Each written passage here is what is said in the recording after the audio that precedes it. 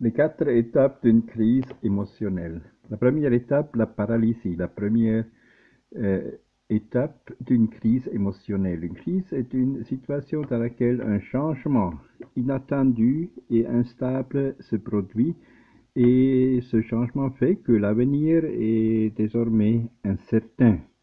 Dans le cas d'une crise émotionnelle, une ou plusieurs réalités provoquent un choc réalité provoque un choc subjectif qui submerge momentanément la capacité de réaction.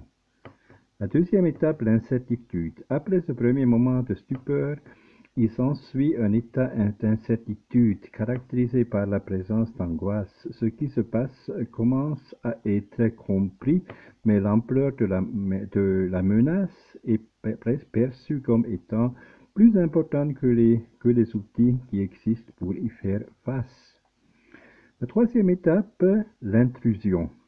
La phase d'intrusion n'est pas toujours présente, bien qu'elle le soit dans de nombreux cas. Cette expérience apparaît surtout en cas de crise plus interne ou virale. Elle se caractérise par l'apparition des peurs irrationnelles et un sentiment accru d'angoisse. Et la quatrième et dernière étape, la résolution de la crise émotionnelle. Il est très difficile de sortir d'une crise émotionnelle sans intervention d'un facteur externe. Ce facteur externe est parfois un ami, un livre, un conseiller ou un thérapeute.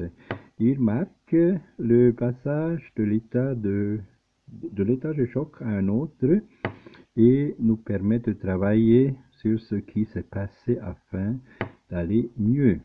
Un véhicule est nécessaire pour exprimer l'inconfort ressenti comme les mots.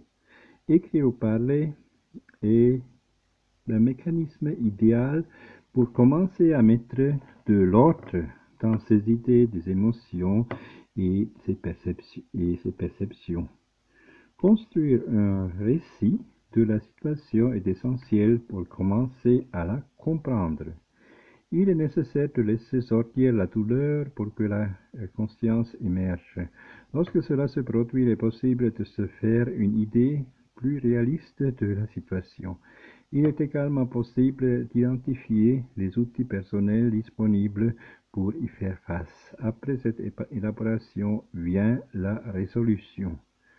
Dans de nombreux cas, sans être spécialisé, une personne peut se retrouver piégée dans l'une des étapes citées pendant une période prolongée. Si tel est le cas, il convient de consulter un psychologue. Une thérapie continue constitue un support précieux pour mener à bien le processus plus